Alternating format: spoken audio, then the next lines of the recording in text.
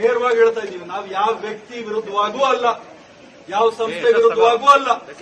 ಅನ್ಯಾಯದ ವಿರುದ್ಧ ಒಬ್ಬ ವ್ಯಕ್ತಿ ಮಾಡೋ ಅನ್ಯಾಯಗಳ ವಿರುದ್ಧ, ವ್ಯವಸ್ಥೆಗಳ ವಿರುದ್ಧ ನಮ್ಮ ಹಕ್ಕು. ನಾವು ಪ್ರಶ್ನೆ ಮಾಡದೆ ಹೋದ್ರೆ ನಾವೆಲ್ಲ ಏನಕ್ಕಿರ್ತೀವಿ? ಕಾರ್ಗಳು ಬೇಕು ನೋಡಿದ್ರ, 40 ಲಕ್ಷ ರೂಪಾಯಿ ಕಾರ್ಗಳು ಡೈರೆಕ್ಟರ್ಗಳಿಗೆ.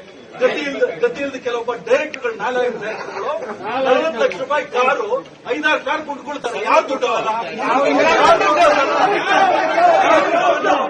ಏನಾದ್ರೂ ಮಾತಾಡಕ್ ಹೋದ್ರೆ ಅಣ್ಣ ಉಮಾಪತಿ ಗಲಾಟೆ ಮಾಡ್ತಾರಣ್ಣ, ಉಮಾಪತಿ ಒಪ್ಪಿಗೆ ಕೊಡ್ರಿ.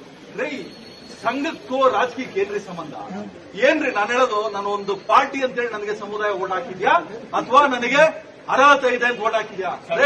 ನನ್ನ ಕುಟುಂಬ ಇವತ್ತಿಗೂ ನಮ್ಮ ಊರಲ್ಲಿ ಬಂದ್ ನೋಡಿ, ಫ್ರೀಯಾಗಿ ಜಮೀನುಗಳು ಬಿಟ್ಕೊಟ್ಟಿದ್ದೀವಿ. ನಾನು 2017ರಲ್ಲಿ ಒಕ್ಕಲಿಗರ ಸಂಘಕ್ಕೆ 3 ಕೋಟಿ ರೂಪಾಯಿ ಸೈಟ್ ಬಿಟ್ಕೊಟ್ಟಿದ್ದೀನಿ. ಒಂದು ಕಡೆ ಬೋರ್ಡ್ ಹಾಕಿಲ್ಲ. ಇವತ್ತು ನಾವು ಪ್ರಶ್ನೆ ಮಾಡಿದ್ರೆ ಉಮಾಪತಿ ಗಲಾಟೆ ಮಾಡ್ತಾರಣ್ಣ, ಉಮಾಪತಿ ಒಪ್ಲಿಲ್ಲ ಅಣ್ಣ. ಯಾಕ್ರಿ? ನ್ಯಾಯವಾಗಿದ್ರೆ ನಾನು ಎಲ್ಲಿವರೆಗೂ? ನಾಳೆ ಬೆಳಗ್ಗೆ ನನಗೆ ರಾಜಕೀಯ ಬೇಡ ಅನ್ನೋ ನೆಮ್ಮದಿಯಾಗಿರ್ತೀನಿ. ನಾನು ಹೆಂಡತಿ ಹೇಳ್ತಾಳೆ, ರಾಜಕೀಯಕ್ಕೆ ಹೋಗ್ಬಿಟ್ಟು ನಿನ್ ಕೂದಲೆಲ್ಲ ಉದ್ರೋಗ್ತಪ್ಪ, ಚೆನ್ನಾಗಿದ್ದೆ ನೀನು ಎಲ್ಲನ ನಿನಗೆ ಮೀಡಿಯಾದವರು ಸಿಕ್ಕಿದಾಗ ನೀನಿರುವಾಗಪ್ಪ ಅಂತಂದ್ರು. ಇವಾಗ ಯಾಕೆ ಹಿಂಗ ಆಗ್ಬಿಟ್ಟಿದ್ಯಾ?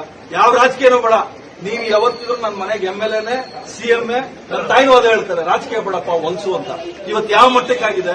ಪ್ರಶ್ನೆ ಮಾಡಿದ್ರೆ ಕೋನಪ್ರೆಡ್ಡಿ ಔಟ್, ಪ್ರಶ್ನೆ ಮಾಡಿದ್ರೆ ಉಮಾಪತಿ ಔಟ್. ಯಾವ ಹಂತಕ್ಕೆ ಬಂದಿದೆ ನೋಡ್ತಾ ಇದ್ದೀರಲ್ಲ. ಮುಂದಿನ ದಿವಸಗಳಲ್ಲಿ ಒಂದು ಎಚ್ಚರಿಕೆ ಕೊಡ್ತೀನಿ. ಆತ್ಮೀಯರೇ, ನಮ್ಮ ಮಾಧ್ಯಮ ನಿಮಗೆ ಇಷ್ಟವಾದಲ್ಲಿ ಮೇಲ್ಕಾಣಿಸಿದ ನಂಬರಿಗೆ ಆರ್ಥಿಕ ಬೆಂಬಲ ನೀಡುವ ಮೂಲಕ ಪ್ರೋತ್ಸಾಹಿಸಿ. ACB news Karnataka.